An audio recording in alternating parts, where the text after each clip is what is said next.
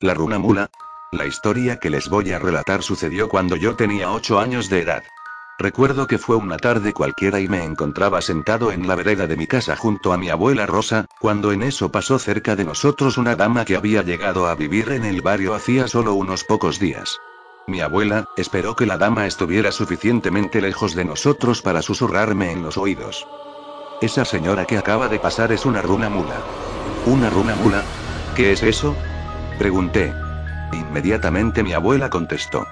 La runa mula es una mula endemoniada.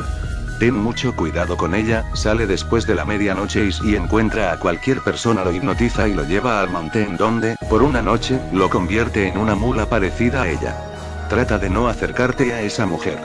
Es mejor estar alejados.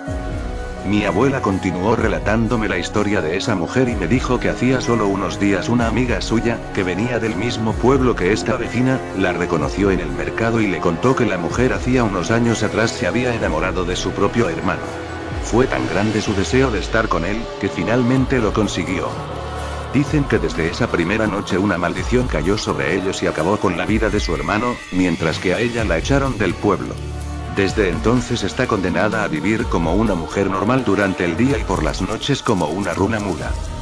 Mi abuela agregó que esa historia la sabía poca gente del pueblo y que pocos la comentaban.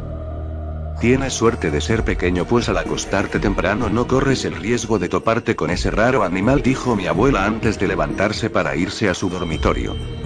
Al día siguiente le pregunté a mi madre qué le sucedía a una persona si se topaba frente a frente con una runa mula. Entonces me contó que las personas que se encontraban con esta especie de bestia las habían hallado convulsionando, echando babas y espuma por la boca, víctimas de un fuerte ataque de susto. También me dijo que todas las víctimas relataban que habían visto una mula galopando alocada, con los ojos rojos y echando fuego por la boca. Todas esas personas se habían desmayado y no recordaban ningún otro detalle de lo sucedido. Mi madre finalizaba diciendo que por eso muy pocos se atrevían a quedarse en las calles del pueblo más allá de la medianoche. Desde aquella tarde una sensación de miedo me invadía cada vez que se trataba del tema, pero también se incrementó en mí la natural curiosidad para conocer la runa mula. Pocos días después me ocurrió que al comentar sobre la runa mula con mis amigos, me sorprendió que ellos supieran la historia y que también tuvieran muchísimo miedo a la vecina. En realidad nunca habíamos hablado de ella, pues se creía que con el solo hecho de nombrarla podía uno convocarla para que nos visite a través de nuestros sueños nocturnos. Debido a esto la mayoría de la gente evitaba hablar del tema y, de hecho, nosotros lo comentábamos apenas un instante y luego continuábamos con nuestros juegos. Al regresar a casa le pregunté a mi abuela si alguien había visto a la nueva vecina en el momento que sufría la transformación y ella me contestó que no, que nadie lo había hecho y que, a decir verdad, nadie sabía con certeza si la señora sufría esta transformación. Pero que la historia relacionada a su hermano era suficiente para suponer que sí era una runa mula.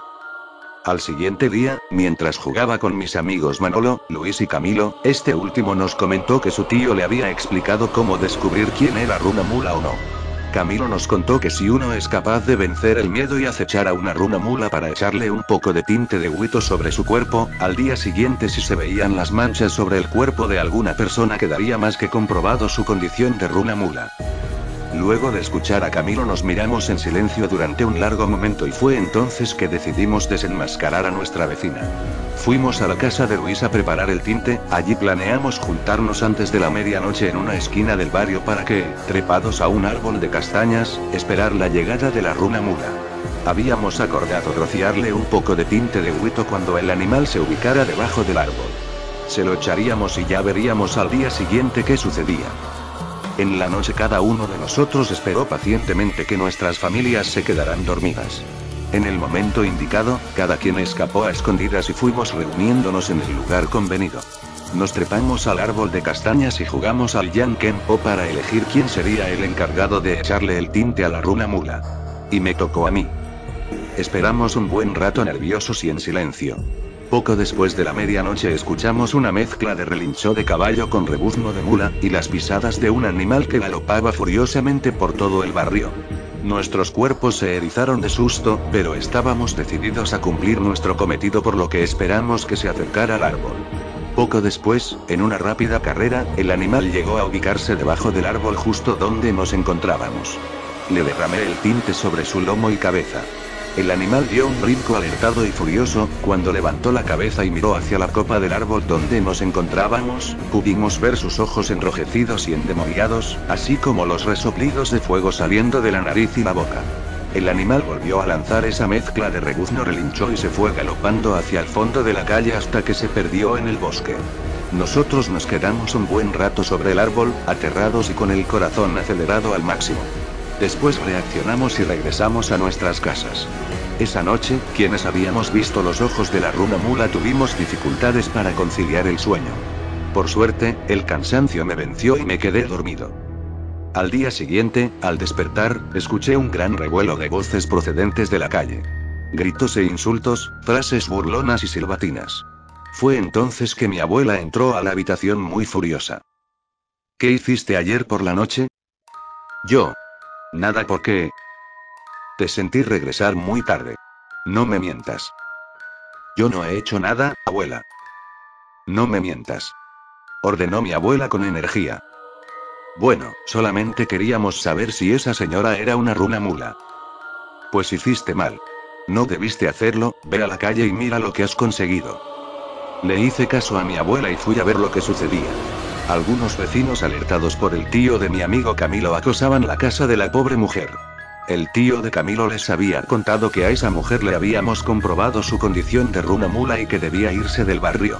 Durante un buen rato estuvieron allí gritando e insultando, algunos más atrevidos tiraban piedras a la puerta y a las ventanas, pero la mujer no se asomaba.